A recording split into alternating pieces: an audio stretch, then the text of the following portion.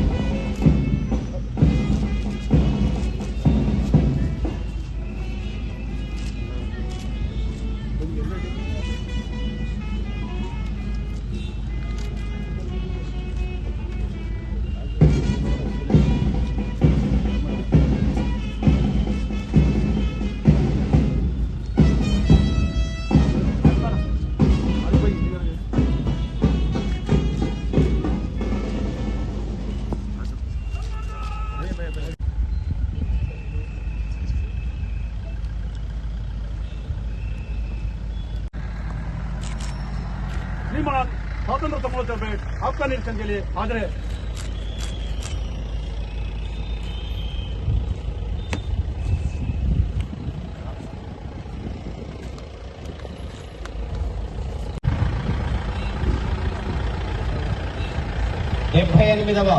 स्वातंत्र दिनोत्सव पताका आविष्करण मान्य श्री जिला कलेक्टर गौरवनीय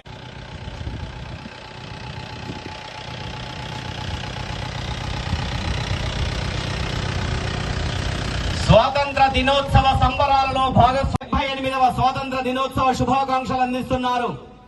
78 సంవత్సరాల లోపల ఎన్నెన్నో విజయాలు అందుకొని తెలంగాణ సగర్వంగా ముందడుగు వేస్తూ ప్రపంచ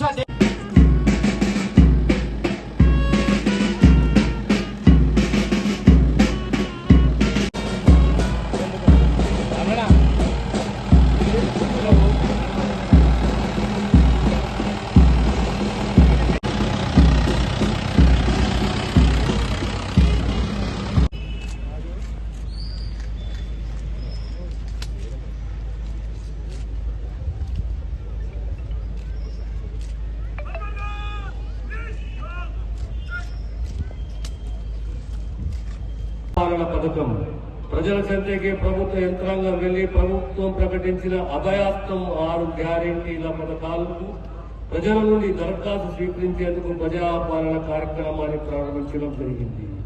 ఈ కార్యక్రమానికి డిసెంబర్ 28, 2023 నుండి జనవరి 6, 2024 వరకు 647 గ్రామ పంచాయతీలు, 8 మున్సిపాలిటీల్లో గ్రామ సభలు నిర్వహించి 17,91,565 దరఖాస్తులు స్వీకరించి ఆన్లైన్ లో నమోదు చేయడం జరిగింది.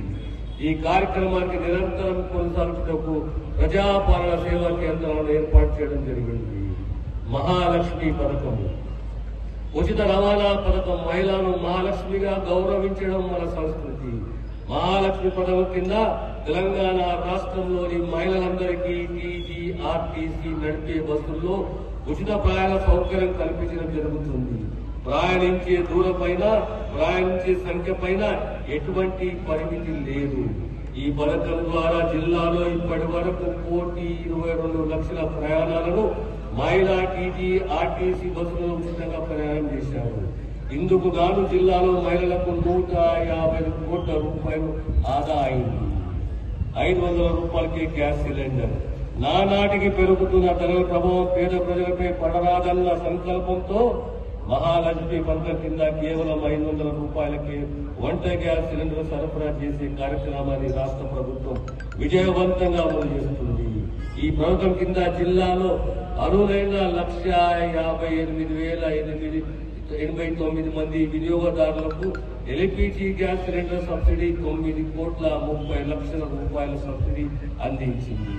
గృహజ్యోతి పథకం అల్పాదాయ వర్గాల వారి ఇళ్లలో చీకట్లను ప్రారదోలి కాంతులు నింపాలనే సంకల్పంతో మెరుపులాంటి ఆలోచనతో వెలిగిన దీపం గృహజ్యోతి పథకం.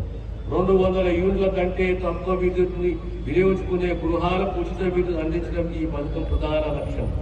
ఇప్పటి వరకు జిల్లాలో ఈ పథకం కింద 1,03,246 గృహ వినియోగదారులకు 200 యూనిట్ల వరకు ఉచిత విద్యుత్ ఇవ్వడం జరిగింది. ఇందుకు గాను 30 కోట్ల రూపాయల మొత్తం ఛార్జీలను డిస్కాంలకు ప్రభుత్వం చెల్లించడం జరిగింది. రైతు భరోసా పథకం అర్హులైన రైతులకు మాత్రమే లబ్ధి చేకూరేలా రైతు భరోసా పథకం ఏర్పాటు చేయడం తద్వారా ఏటా ఎకరానికి 15,000 రూపాయలు సంఖ్య ప్రభుత్వ సంకల్పము. ఇందుకు ప్రణాళికలు సిద్ధమవుతున్నాయి.